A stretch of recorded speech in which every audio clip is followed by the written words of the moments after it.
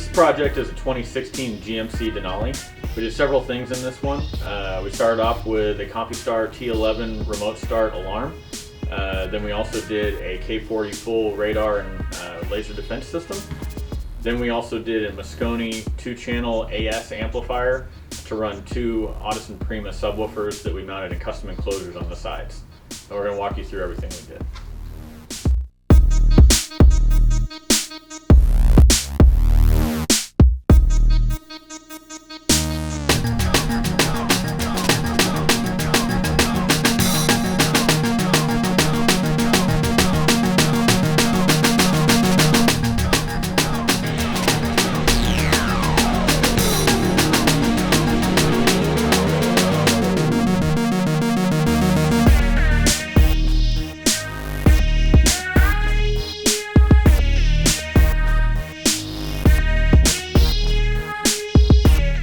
So we did the Compustar alarm remote start system in here, featuring the T11 remote. It's an awesome remote. It's got a 3-mile range on it. It's pretty resilient remote. It resists water running over the car. It's pretty awesome.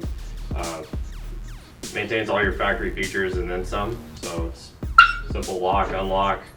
It also maintains the OEM remote. You can use that to control it as well as the OEM door handle. So if the car's running, you can come up and it disarms the alarm. You're good to go. Another thing it's maintained is we're able to pop the rear glass as well as open and close the rear hatch. Simply just use that and there it is.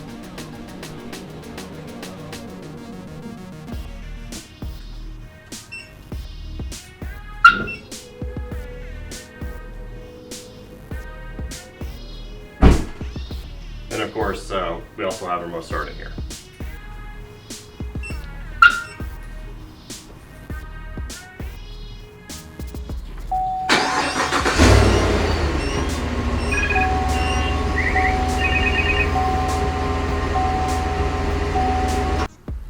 To mount the LED for the alarm, I actually put it right behind the rearview mirror, and there's a cluster there where the OnStar stuff is and the compass.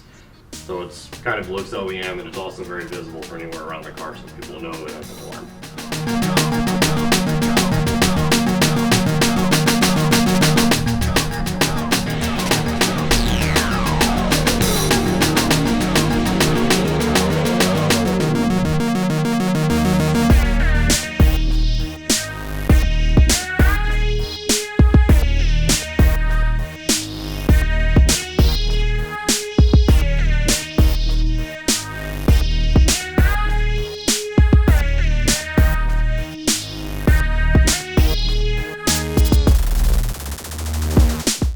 When the client originally dropped out his vehicle, he expressed his concern to me about hiding the LEDs for the K40 system. So what I did is I mounted them inside the OEM cluster, behind the traction control and the airbag light.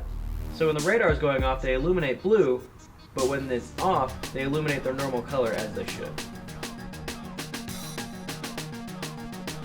The front of this grille is coated, it's chrome plated, so basically anything that's going to be behind it is not, you're not going to get 100% performance out of these sensors.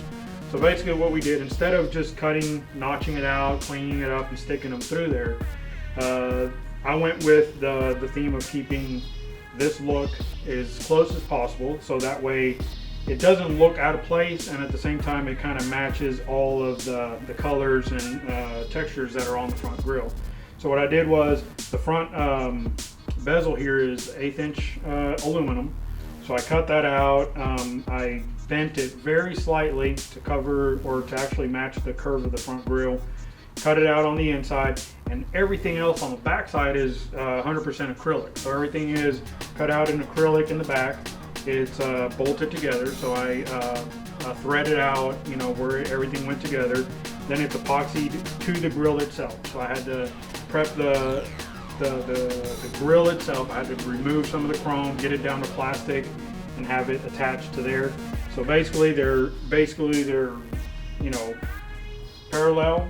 So they're not at an angle, they're nice and straight and as far forward as possible, nothing covering it, so you're getting 100% coverage and 100% performance out of these sensors, which is the best thing you want to do.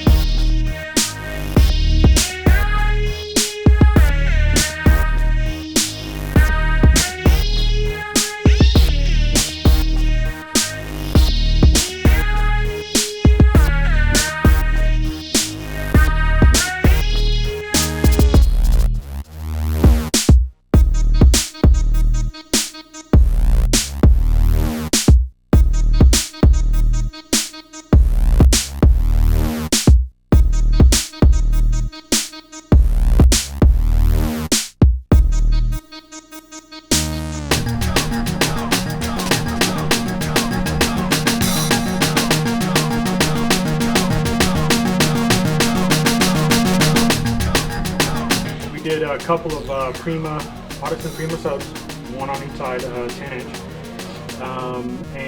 Basically what I did was he didn't want any kind of floor space missing. He wanted to keep a lot of his floor here.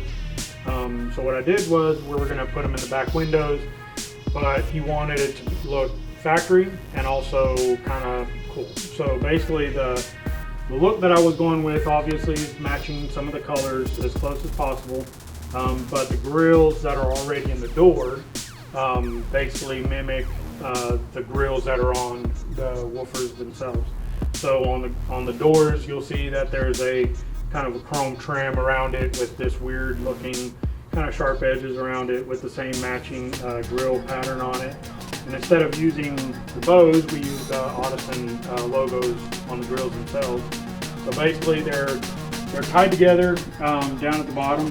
So there's a bolt here, one on the top, bolts through. I welded up some brackets that mounted to the sheet metal itself on the inside and up on the top. So it's got 2 bolts on there holding it so it's not going to fall out up and down or anything like that, any kind of motion. And other than that, that's it. Back here as far as the woofers go. Like David had mentioned, space was a concern. With this particular situation, we decided to utilize the factory storage area back here in the back to house the Mosconi AS302 that's powering these 2 Audison Prima subs. We'll take a look inside here so we can show you. Completely hidden and out of the way. And we also added in some ventilation, so we've got a push-pull configuration in here to make sure that these amps stay cool. We also planned ahead and actually made room for more amplifiers later on down the road when the customer gets ready to do that. With keeping the expandability in mind, we already ran alt gauge back from the battery, and we've got a distribution block right here, so that whenever we add the other amplifiers and processor over here, we've already got power taken care of. And then, gone like it was never there.